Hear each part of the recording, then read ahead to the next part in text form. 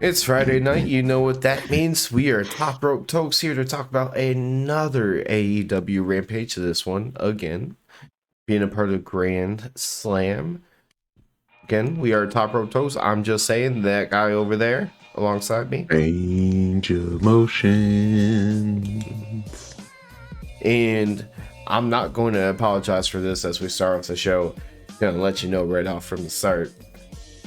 This thing might be a little bit rushed. We're old, we're tired, and we both crave our pillows. Yeah, we both work OT.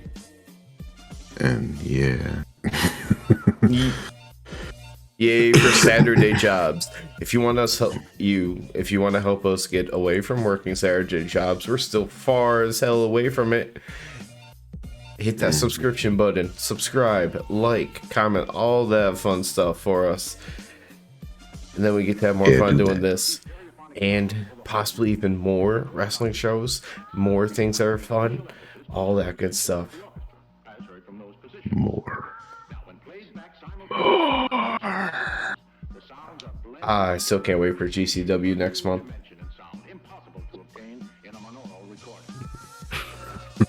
Soon enough. It's gonna be fun. Soon enough, we should start getting card details about it. Maybe GCW's dope. Maybe we'll see some random surprises pop up in there, but at the same time, it's not like it's all out weekend in Chicago where we're gonna have a bunch of random people like pop in just to hang out, like we saw. Yeah. We're definitely gonna get glass in our faces, so get ready for that. That'll be fun. Might have to wear the sunglass glasses just so I can have a bigger thing of glasses, not safety goggles, but at least have a little bit more protection. And then I could just sit there inside of the event space and go, and I wear my sunglasses at night. Yep. I'm probably just gonna wear a mask. Yeah. Then I'll just go to work the next week with a giant cut on my face, or about 5. It is a late stream because the night went longer. The show went till midnight. Yep, midnight. It was a big show. Big to do. There were some fun things in it. It was definitely a better Rampage. Still didn't compete with Dynamite. Well, come on, man. Come on. Maybe eventually Rampage will have a better time slot and we can actually not have to do this later. That would be ideal. Speaking of like later and bedtimes, because our first match started off with a senior citizen. Well, that's why the match was first. You get Sting in there first, and then that way he can go home, get to bed by 11 o'clock. Sad part is I don't even want to make fun of him or anything because he was one of my favorites as a small child. I mean, it didn't last forever because eventually I appreciate different styles of work and more personality, but like real young me, when all you need is like flair and charisma, yeah, Sting. Yeah. Going back to the I think my days. first favorite was Macho Man. Oh, that's a good one though. Yeah, my first favorite was definitely Macho Man. Trying to think if there was one before, but I'm pretty sure Sting was the first.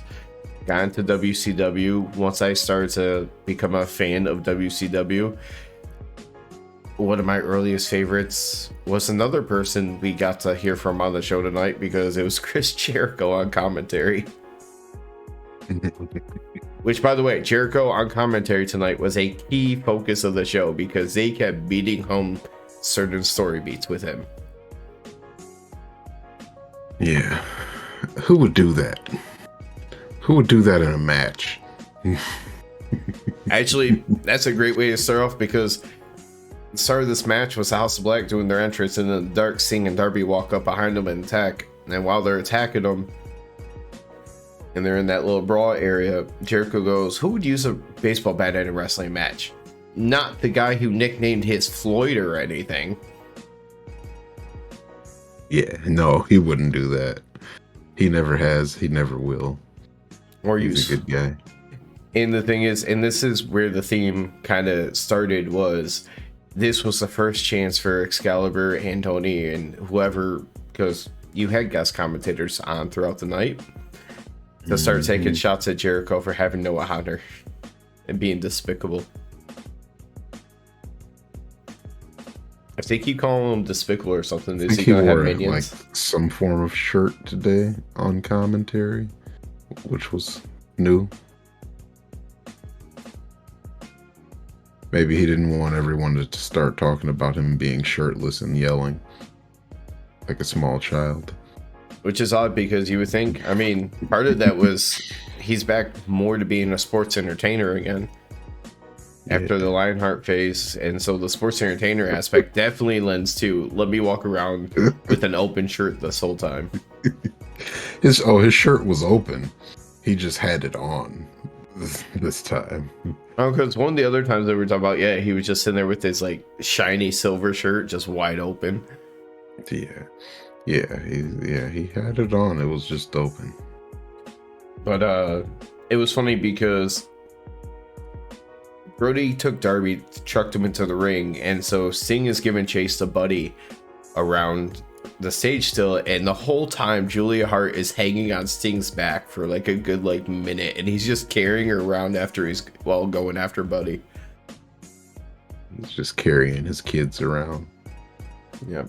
His adult kids, because his kids would be adults because he's old as fuck. Can we, for this match, I mean, there's lots of spots. You had Darby jumping off the tunnel onto Buddy doing a coffin drop. You had that was dope. Not one, but two terrible table spots. Yeah, I'm happy Julia got up. Yeah. I did see a picture on Twitter from when they said Darby got split open when he took Brody off the stage with them at the end through the tables ringside or next to the stage. I would say, if I had to take a guesstimate, probably in the neighborhood of like 7 staples going right up like this part of his head. Oh. So that's why, because all we did after they fell is like during the celebration, they had that quick cut over to him. And they talked about it a little bit, but there wasn't a ton of focus on it. Yeah. But before we get to the end of the match, because there was fun spots all throughout this match. There was. The code red off the turnbuckles, things like that.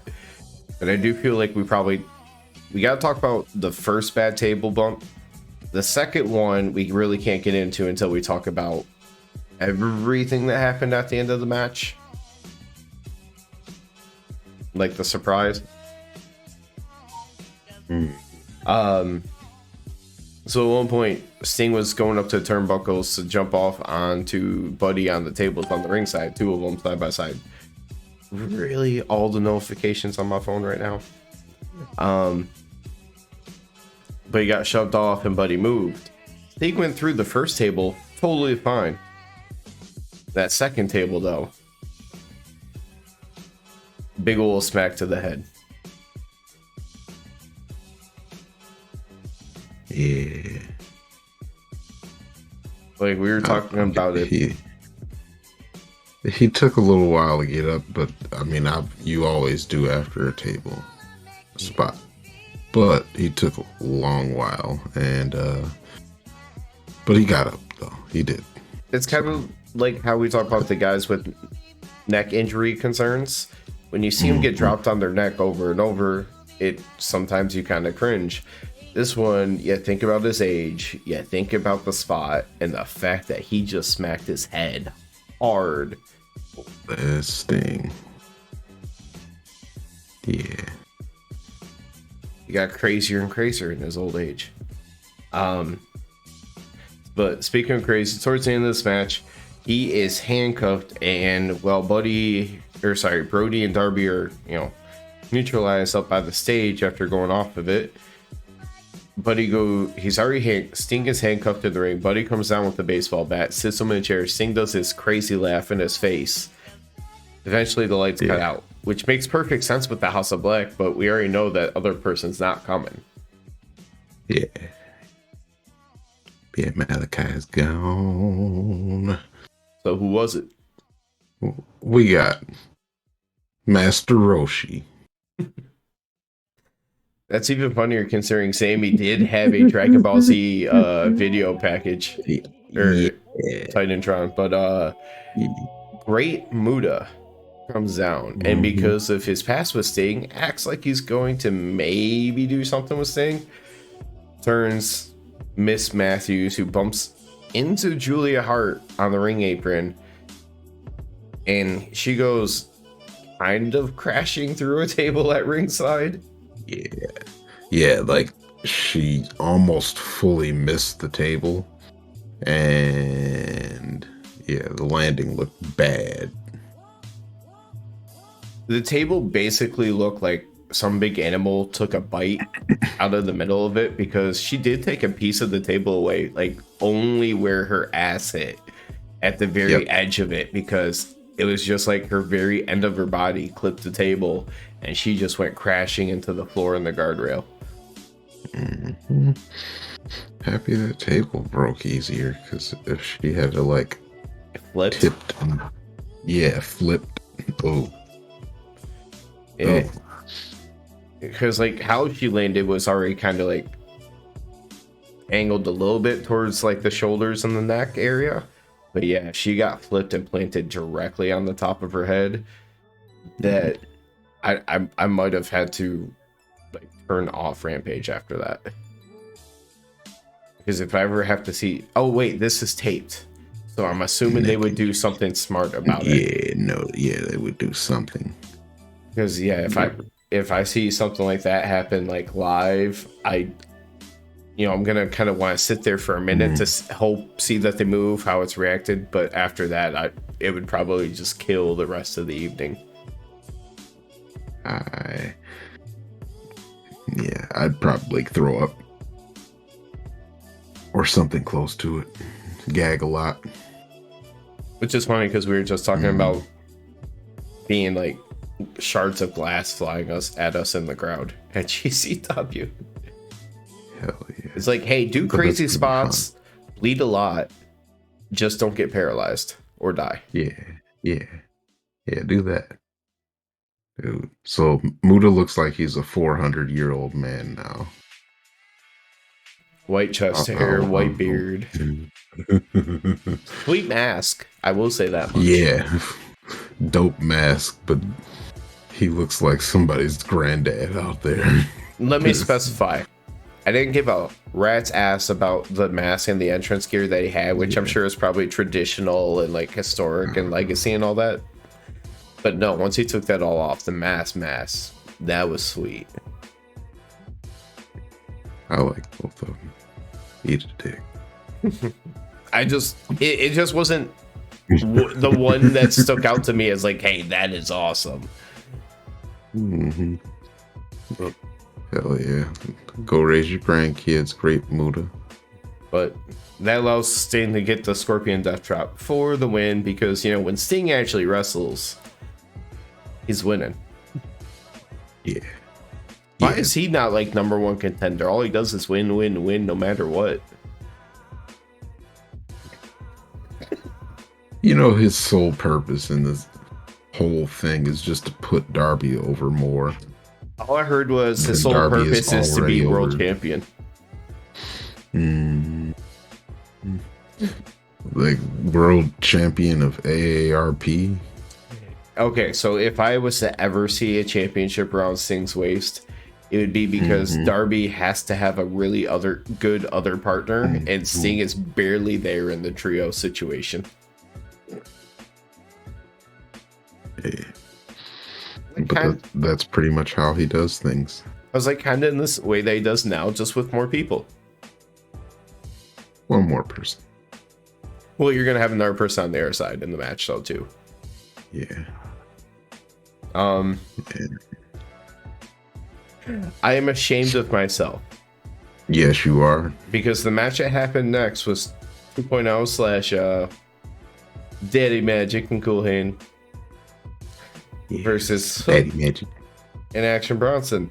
You want to know how many notes I have for this match? A lot. The end. Yeah. Literally. I mean, well, so Action 6 Bronson words. is. I put down that Action Bronson is a bowling ball in the ring. Because he was pretty much a bowling ball. Mm-hmm. Just rolling at him. Shoulder tackle. Like, he learned a couple moves. And he stuck with those 2 moves.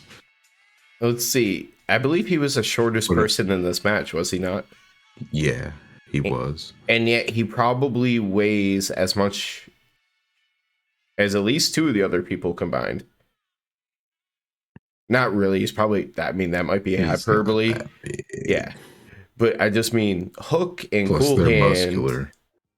But Cool Hand and Hook are very, very thin. So he, to at least 2 other people, he definitely was the beefiest person in this match. Yeah. So yeah, I mean, yeah, he was, and that's why he was a bowling ball. Yep. So no, that's what I'm saying. He's short and running everyone over. Yep, short and beefier. Lots of running around. Lots of power game because he even hit a running power slam.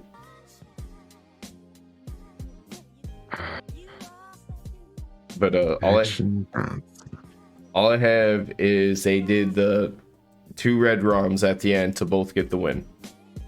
Oh, I guess that's a better name than a rear naked choke. Mm-hmm. Well, it's also, I'm not sure if they hook the arms in the same way as the rear naked. Because I know that was basically the task mission. It's just because I did a lot as a kid where they underhook one arm like this, and so they have one arm up and the other one comes over the top underneath. So I know some chokes you don't hook an arm, some you hook. I'm not sure if there's any that do 2 arms.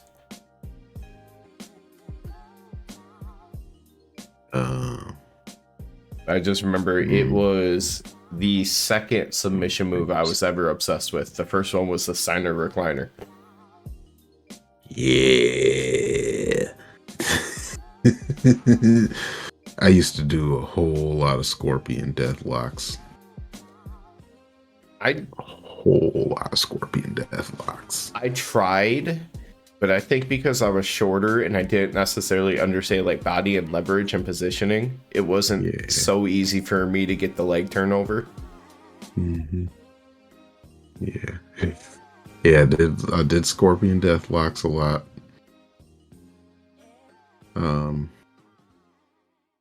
I used to do the lion tamer.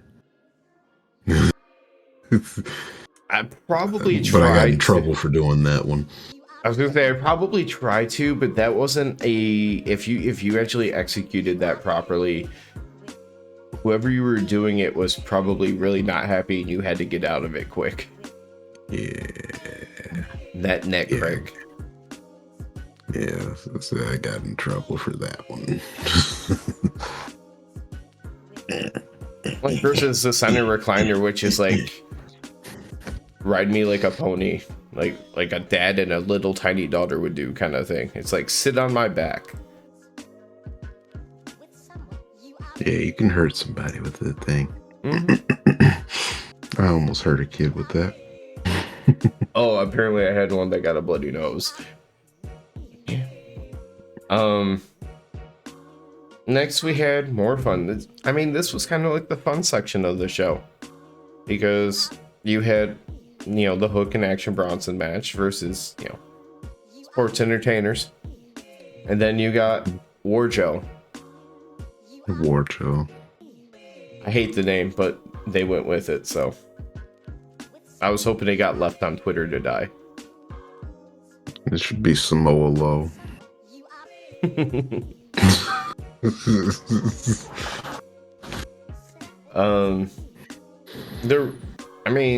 We said as we were watching it, neither of us caught how Wardlow got hurt because he was kind of out of it. It was something with his leg, right?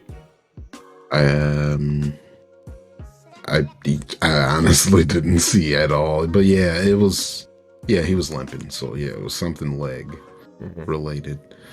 But Joe didn't need him anyway. I was actually surprised that at the end of this match, when they got the win, that they played Samoa Joe's music. Well, because Joe did all the stuff. Because you have two different sides. You have the fact that Joe is probably, with a certain crowd of fandom, probably the bigger deal. But damn well they're trying to make Wardlow the bigger star. Yeah. But Joe did get the win with the muscle buster. Yeah, I'm gonna say Wardlow wasn't even in anywhere near the ring when he got the win. Like, play Joe's music. Now, but how it all ended was Wardlow gets back in, and because Woods attacked Joe, Wardlow got in, and he was getting ready to go for a powerbomb. Sterling hit him in the back, didn't face him at all. Wardlow threw, I forgot who he had, to the side, and Joe fed him Mark Sterling for a powerbomb symphony. So I wasn't sure if that's another thing. I didn't know with him kind of ending it with the powerbomb symphony if they would go with his music. But they did Joe's, and I was happy to hear that Joe chant one more time. Yeah. You went to it real fast there. But because it's been months in the making, I'm going to make the Powerbomb Symphony on Mark Sterling my hit of the night. It's up there for a moment. Yeah. We should What's say special about it is just Mark Sterling's been needing to get one of these for a minute. And it feels like it had to be coming, considering before the match he said it hasn't happened and it's not going to happen because of his premier athletes and Josh Woods and Tony Nese. So I kind of felt like, yeah, that's happening tonight. Yeah. I don't know That's how why Joe basically got the win by himself, because it was like, all right, Wardlow's going to get some shine after the match. I still thought it would have been cool if Joe turned around, attacked him after, and took both the belts. Like, fuck you. Joe's he's like the honorable guy. He's a good guy. So, the next match, I have a question for you, because did you notice, did it seem like they were trying to get away from the Jungle Boy name? Because I felt like I heard Jungle Jack a lot more. Yeah, it sounded, they were talking about, they were calling him Jungle Jack a lot. Now, like maybe Sanjay Dutt killed the Jungle Boy name. And then going singles and everything now, but I did notice in the match graphic it still said Jungle Boy, so I wasn't sure. I'm like, it did feel like they were getting away from it. They I feel like they're testing it out to see if people are gonna be like, Jungle Jack is good or Jungle Jack's stupid. Yeah. But before his match with Phoenix, he had a little video just basically saying, I'm excited to test myself against one of the best. Yep. That's what he wanted to do. And that's what he got to do. We said as we were watching, not a whole lot of notes for this. Two very fast-paced people. You know how they wrestle. You know what kind of moves you're going to get. Go sit back. Enjoy the poison ranas and all the fast-paced action. You're gonna have fun. Yep. Just flips, counters, flip outs. Probably one or two things you haven't seen before or you don't see that often. Swinging through the ropes. I had to, just watched all of it and just sit back and didn't even. Phoenix went for his Tiger Fang kick in the ropes, and Jungle Boy ran up and drop kicked him in the middle of it. Oh yeah. That was something that you don't usually see, so I just randomly remembered it. But That kick is always a good spot, so usually nobody counters it. It's usually like the person just doesn't, like, they get out of the way or something, and he just kind of still does it, or like feigns his feint kick. Mm-hmm. But not usually somebody running up and smashing him. But Jungle Boy ends up countering the Black Thunder driver with a roll up for the win, and they had a nice little show of respect in the ring after, which was interrupted. I don't think anyone Christian. I don't think anyone expected to see him back so soon. No, not at all. Once you say he's hurt, I don't think he's going to be around for a while. Yeah. He's there. I mean, his arm's in a sling. Is the injury still real? Well, it wasn't even just a sling. Like, he had that big old, like, that cushion wrap around it too. Mm-hmm. So that's what I was gonna say. I'm not sure what exactly the technical term for what that calls is, and I would never trust AEW to ever correctly name something like that, because we've seen them exaggerate all that stuff in the past. Yeah, or who knows? Maybe he just came back to be the voice, so that way the feud can end between Jungle Boy and Luchasaurus. But even then, you figured, okay, maybe if he's gonna, like, for instance, if Christian's gonna be out for 9 months, like, you could still kind of push off by like a month or two to kind of give it time. I wasn't expecting as soon. Maybe a couple of more weeks, like once Jungle Boy gets rolling again, kind of deal. But no, he was back out there, and he went to act like he was about to bring out Luchasaurus with him, but he was ringside, went to attack Jungle Boy. He kind of called him in it, but it didn't matter. Headbutted the hell out of Jungle Boy. His headbutts are pretty nice, I'm not gonna lie. I do. I do enjoy his headbutts. And I'm not a big fan of headbutts, especially, I mean, there's only a handful of people I think that looks really good. Like the ones that they just do it when they're in like a skirmish, I don't really care about. If I ever met Luchasaurus, I'd ask him to headbutt me. We don't know what his face looks like, so that's gonna be. It'd have to be a meet and greet kind of situation. Yep. I'd be like, hey, just every tall white guy, I'm just gonna be like, is that him? He's tall and buff. That's him, isn't it? He's got some length to his dark hair. That's another thing that help a little bit. Maybe not a super amount. There we go. We'll find him, and I'll get headbutt.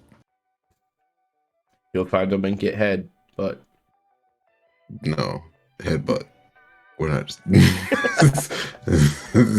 No.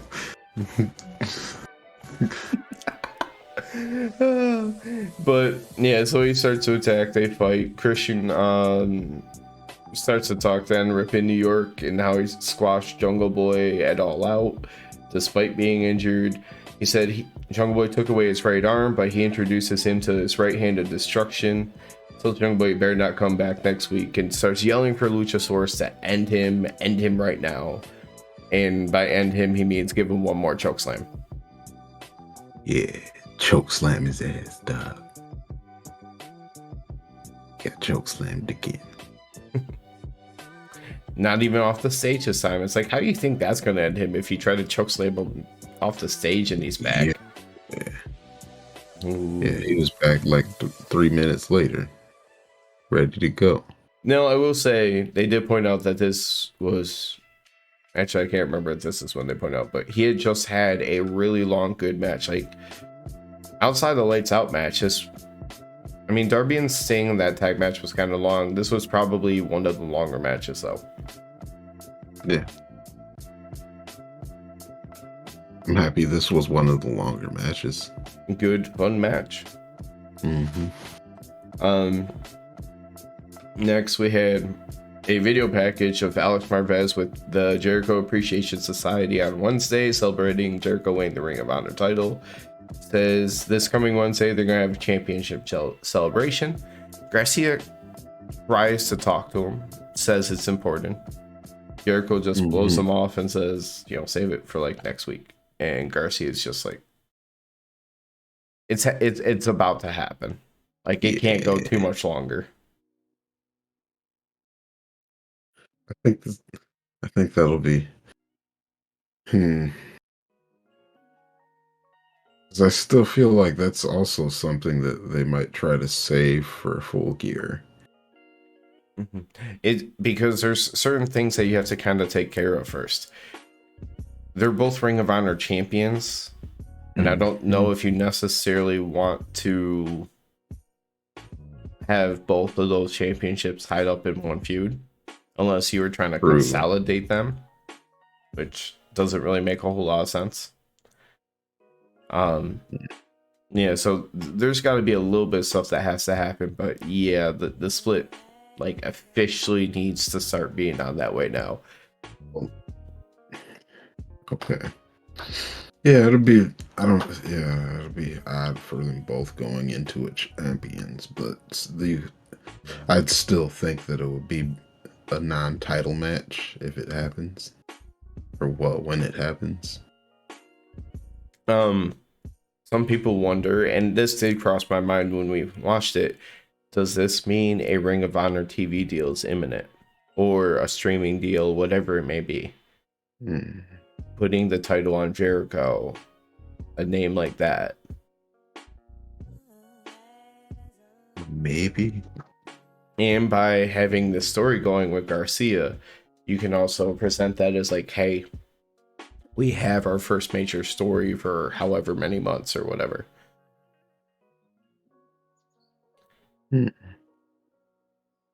Okay, I would actually.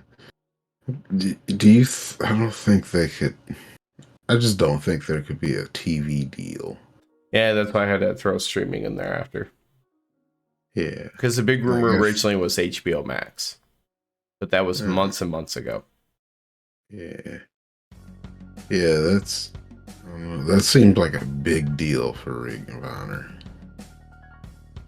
Because HBO Max was the rumor that was going around as when Tony Khan announced he was buying it, that was like one of the follow-ups kind of thing was, is this part of it? Okay. I kind of don't want to talk about the next match, but it was actually kind of important. Got to talk about it. Eddie versus anonymous Spanish wrestler and his wife.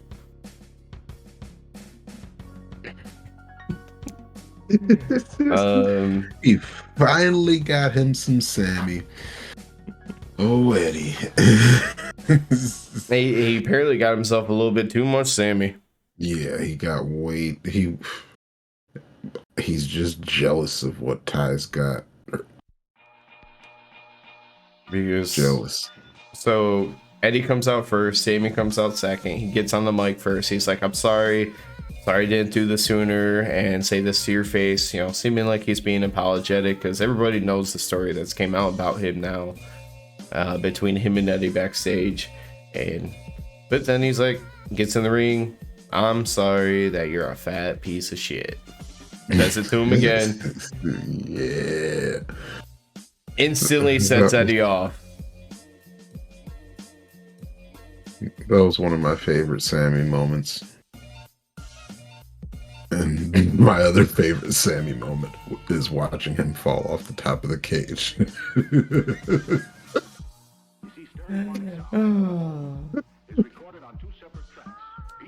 Who would have thought that in the same night they would have a close-up view of him climbing the cage, putting your ass directly on TV? Yeah. But really, you were just hoping for what happened about 45 minutes later when we got to watch his ass fly off of the cage.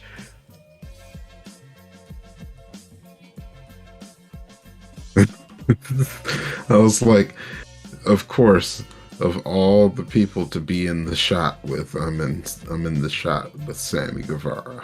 And it's just so appropriate because what he's doing at the time is this, like he's looking out into the crowd. So it's like, and I'm just like, not me, please. I think even in the picture, you're just kind of like chill, like, yeah. Yeah. That sounds about right. But yeah, Eddie goes after him right away, like eye gouging the shit out of him and backing him up into the corner. They really let Eddie go with a very physical style because he just kind of beat the shit out of Sammy for a long while.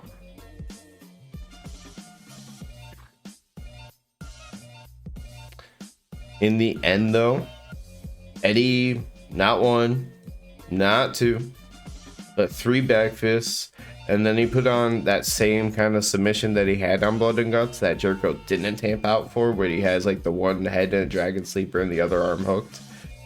Did not catch the name. Sammy can't even respond. Ref calls for the bell. Eddie won't let go. Trainers and security come down. Still won't let go. Yep. Ref overturns the decision. Eddie gets pissed off. Finally lets go. Starts fighting the security and has like a face, like a stare down with Jerry Lynn. Yeah. So are we gonna see like a fully hyped all the time, like off the rails Eddie now? If it's about choking out Sammy Guevara, apparently, because he's about that. He is definitely about that. We just spend every single like week up until the next pay-per-view or next big Dynamite just watching like Eddie going around backstage hunting Sammy. I could see that happening. As long as it doesn't take up too much time every single week, I'd be good with that. Yeah, if it's like a quick thing. Like, oh, here we go. Like he's chasing him down. Like, I wouldn't even mind it if, for instance, Sammy comes out for a Jericho match and he's ringside.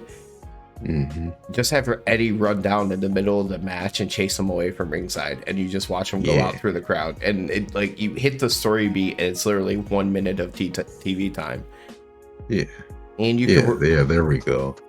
And you can work that into the finish of whatever matches because they're not directly interfering, but it can help you kind of navigate some of those waters easier. But in the interest of puberty range emotions, the next match is all yours, sir. One moment, please. I'll just kind of intro it for you. The next match was basically Baddie versus someone we've seen on TV 2 times with another baddie in her corner. Diamante loading her shotgun on TV I love it. You're about to say every week and you couldn't even do it. Yeah, I was like, wait, not every week. She don't be on there every week. She's on there like once every 6 months. But keep on loading that shotgun, Diamante. Let them know. We'll see her again when they have like a women's battle royal in which she will quickly be eliminated. Oh yeah. So Jade, of course, comes out with Kiera Hogan and Layla Gray. Layla Gray is starting to grow on me. Did you take anything from the fact that Kiera Hogan came out from the face tunnel? I just assumed that it was for the shot. That was my thought too, but at the same time, I have to think about how AEW does do subtle things. Because there's been no kind of anything else, even slight anything that would suggest that she's not. I mean, she's going to turn. Yeah. There's been slight things within the baddies, but nothing to the point of suggesting any kind of split, let alone with a specific person. Right. And I just noticed it, and I know the shot was there for symmetry, but I was like, I had to at least stop and think about it. Like, that's not the right tunnel. Yeah. But yeah, I think it was just for the shot. But man, just so Trina didn't even have to really do anything for me. It was just the fact that my BET crush from like ninth grade was on TV with my current wrestling crush. At the same time, they were in the same shots. What if it was a Jade triple whooped threat match Diamante's and ass. Willow was there? Overload. Overload. Wrestling overload. Cannot compute. Nope. Don't do that to me. Ever. We did see Jade show a little bit of weakness in this match. Not weakness in the like a storytelling sense, but either she slightly did mess up her knee, or she was selling something that made no sense to really sell. Yeah, I think. Yeah, what was it? Was it? There was like a whiff. She whiffed something, and I can't remember what it was that she whiffed. And I felt like I don't know if I'm just trying to give her a good excuse, because I thought it would be genius if this is what she was doing. So I thought she was just trying to say, "Oh, I got hurt, and that's why I whiffed that move." Because I'm trying to remember when I first really, like when they first really talked about it, was after Diamante went for the crossbody at ringside, and Jade caught her, but Jade also stumbled back into the guard. Yeah, that's what there. I think I'm like, I don't know if that was just her playing it up like, oh, my ankle hurts or something, because that's why I stumbled when I caught her. Because she still then carried herself like probably 15 feet to the other side of the ring, threw her up on her shoulders, and then hit an F5 onto the ring apron. Hit that Brock Lesnar on her, and it was a dope Brock Lesnar. Yeah. I actually was a little bit surprised on how smooth that spin and everything off of her shoulder was, because we saw a number of spots in this match that were not smooth at all. It was rough. Love you, Jade, but this was a rough one. I don't know if it was Diamante or the combination of the two, but I think some of it was a combination, because there is that spot in the ring when they went to do the sunset flip thing over the top into a roll up, and I think that's a great example of a combination of the two, because I think part of the issue with that was probably the height difference. Yeah, it's a much bigger fall. Oh yeah, because it's weird that it kind of worked out still, because they both whiffed on it. Because basically she did a full back body drop to Diamante, and then once Diamante was laying on the mat, then she grabbed her legs and she rolled backwards. Yeah, that's what I was like. It kind of worked, even though it was kind of obvious that wasn't how it was supposed to go. Mm-hmm. But after the F5 on the apron, Jade did get back in the ring and hit her with the Jaded for the win. And this is about the time in which Trina actually got a little bit of spotlight. Trina came into the ring. She starts grabbing up Diamante, and you're thinking, oh, Trina's coming to help out Diamante, who came in, who had her come here to help her out. No. Slapped the shit out of her. It was funny because I think she tried to slap the shit out of her, but it was like half a pie face and half a slap. Slappish the shit out of her.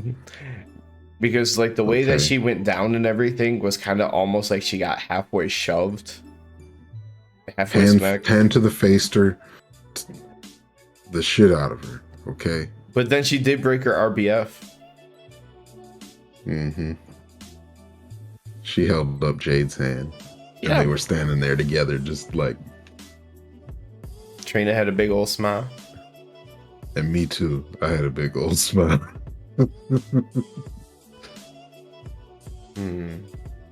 Jade has the longest streak in AEW history, they said. Was it 39 now? 38. Because Athena was 37. I'm pretty sure Athena, because I'm pretty sure they said she was going to call Athena 37. I remember that promo, but I was also trying to remember because there was a different promo before that one where they said something similar to somebody else, but I couldn't remember the numbers. Yeah, that was 38. Next, we had the Willy Wonka contest. Because everyone wanted that golden ticket. The first notable thing is Hangman's music hit. He's on his way to the ring. As the first person, Roosh, the Butcher, and the Blade, and all them, they attack. Dark Order comes out to help, and eventually he had all the contestants of the match brawling as they went to picture in picture. I took 2 notes on this match before we get to the end. I took 2 notes as well. And I'm going to just go ahead and put this icon up right now and jump right into the indescribable way in which Dante Martin got eliminated.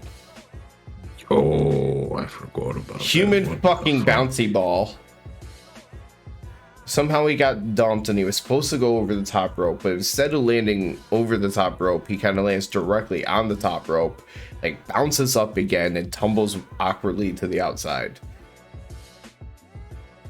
Dante. I don't know if he landed on his head, but he did not land in a fun way when it was all over. He landed, that's for sure. He definitely landed. It was definitely a crash landing.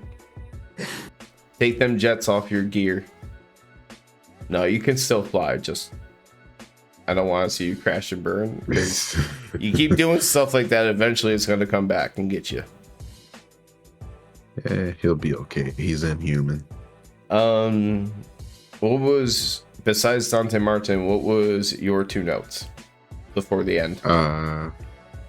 Hangman's the only one that got an entrance. So it was kind of obvious who was going to win this thing. Private Party didn't get an entrance, but they did get a reuniting with Matt Hardy. That's real sad. But yeah, they did get to reunite with Matt Hardy. They made up, they hugged, and got eliminated together. But it was notable that when they were reuniting, it was up against the Butcher and the Blade, who was all a part of that same storyline. Mm-hmm. Yeah. So yeah, I guess they're not going to be friends with the Butcher and the Blade anymore. Now you already alluded to who won, which was Hangman. Now how he won was, if you want to see a pretty, yeah, that was pretty nice, that good little last sequence. Yeah, because they came so close to messing up who was about to win this match, because I cannot believe Hangman's feet did not touch. It was, yeah, they took that tumble to the outside. Hangman is like hanging on barely, like a few inches above the floor, pulls himself back in. Roosh, starts pulling himself back up. Roosh falls over on him. And they're both on the ring apron, and it's like, yeah, this wasn't your both normal. Of you were gonna fall. Yeah, this was not your normal hanging outside of the ring Royal Rumble type of spot. It was, you legitimately could have thought that maybe the plan was to just have him tumble to the outside and lose, because it was so much closer to going directly to the floor than it was to hanging on. It was, I didn't know what to expect, but he ends up hanging the dead eye on the ring apron, and Roosh practically bounces off his head to the floor, and Hangman gets the win. Cowboy Sheer Will face Jon Moxley in October. Well, presumably Jon Moxley in October in Jon Moxley's hometown of stupid ass Cincinnati. Sorry, Cincinnati isn't so stupid. It's just the general sense of the state of Ohio. Yeah. I'll try not to be a hater on this show, but still, Ohio just can't resist. Sorry. Yeah, leave Ohio alone. They're not,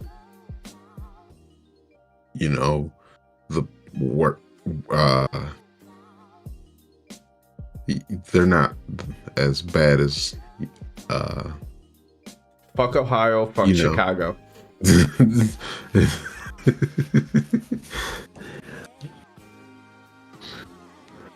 And solely just because it's getting really, really annoying. Fuck the state of Alabama but that is solely because of annoying college football.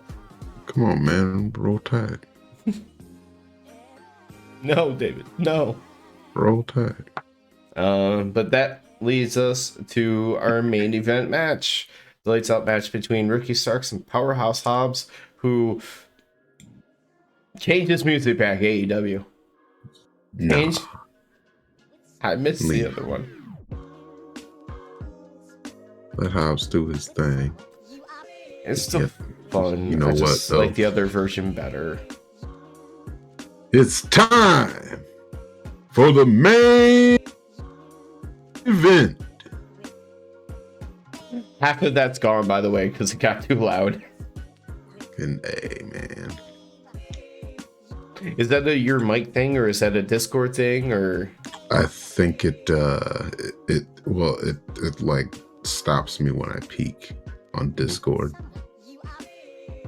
Because I can. Yeah, just as loud as I want to anywhere else. And you can hear all of it.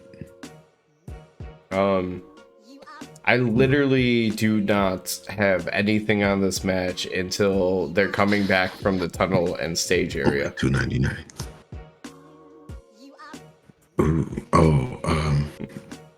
Man. It was a really good match.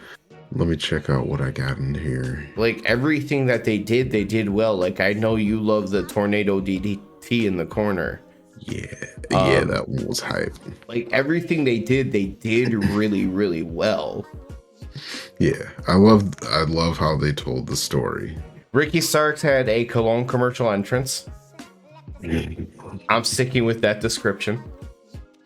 That one was the other one before that was like a Lonely Island video, but this one definitely cologne commercial. This was the Ricky Starks cologne commercial, and it was like, do you want to be absolute, Ricky?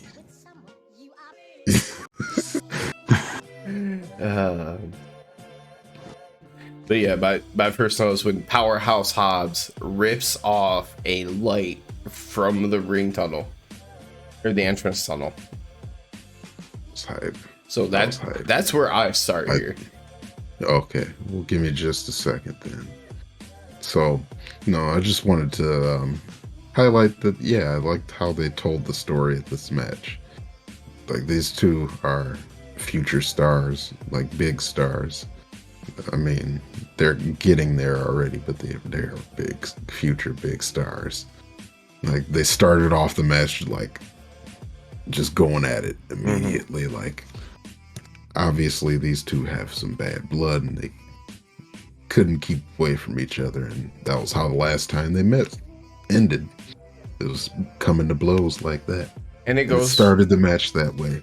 And it goes back to the main event promo, which Hobbs was like he was happy to see like the fired up Ricky, like he had missed him, like the Ricky from the past with all the fire. So with the story of the match being like Ricky being the underdog, the smaller guy, the one who has to have that fire up, the energy, the passion, and Hobbs just the big brute who can knock him down with one swing kind of deal.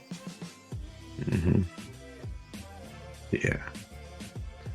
We got another who would do that spot from Jericho when they both kicked each other, or when they both hit each other with a low blow. Jericho says, "Who would do that? Who would hit someone with a low blow in a match?" Yeah. So, which by the way, like I said, this has been a running theme. At this point, this is probably like the 4th or 5th time during the night that the other commentaries just start shitting on Jericho for being a giant hypocrite. And it just, honestly, it's probably one of those things I wouldn't notice at first, but it's kind of a part of his character that always gets a little bit of a chuckle or a pop out of me when he gets to be super hypocritical. Jericho, man. BC. He kills me with that one. The BC. The hell no. So wait, yeah. That was it. The low blows, and they ran. Then I liked the running power slam into that pile of chairs. Mm-hmm. That was pretty hype. Just any slam that Hobbs does just looks massive. It's like spine busters don't look that cool when anybody else does them. Yeah, there's not too many people who have ever been able to do it and make it look good like Hobbs does. Arn Anderson kind of, is considered like the master all time, and that's where a lot of people look back to on that style one. Hobbs is very similar to like a Triple H one, but with a lot more power behind it. Yeah. I'm trying to think I love it. I'm trying to think of some others. Like, I used to like Ron Simmons's back in the day, but I just wish he had a little bit more power. That might be one of the closest to what Hobbs was, because Simmons used to let him like come right up on him and just kind of lift him like this and slam him down. Yeah. The form is the same. Just he doesn't throw him hard like Hobbs. Yeah. Yep. No, I don't have anything else until they go up the ramp there. That light fixture, grabbing that light fixture, that was kind of cool. Because Starks essentially went to try to spear Hobbs into the tunnel, but Hobbs sidesteps it and kind of lays him right into it. And while Starks is down, he goes to the inside and grabs one of the strips and rips it off. Jericho even points out that like the power cable you could see as Hobbs is walking down the ramp with it over his shoulder as Starks is crawling back to the ring. The power cable's out there. He goes to hit Ricky with it. Ricky ducks. And the moment you have been waiting for all match happens as Starks, he doesn't just spear him into the table, but Hobbs was a little bit too far away from the table at first. So Starks had to do the whole like the pick up and drive spear through that table. Yeah. I liked it. Yeah, it was like it was a good form tackle. Mm-hmm. Like a football coach would be proud. He was looking like some water boy kind of thing where he picks him up, lifts him, and drives him back 10 yards. He needs to keep his head up. He needs to keep his head up next time, But other than that, great form tackle right there. You were getting an attaboy at practice. But then Starks grabs the light. He smacks Hobbs over the head with it, and then hits the Rochambeau onto some chairs and picks up the win. Ricky finally got his win. Absolute. Ricky finally got his win. All right, so you want to know the best news about this? What? It was a 2-hour Rampage, so the time makes sense to be right in line with the Dynamite podcast. If we wrap it up right now, it's about an hour in. Our old asses, it's a little after 1 o'clock in the morning. Hope everybody has a wonderful weekend. Enjoy your wrestling. If you missed any of this Rampage, I promise you it is worth going back to watch for the matches. Yeah, do that.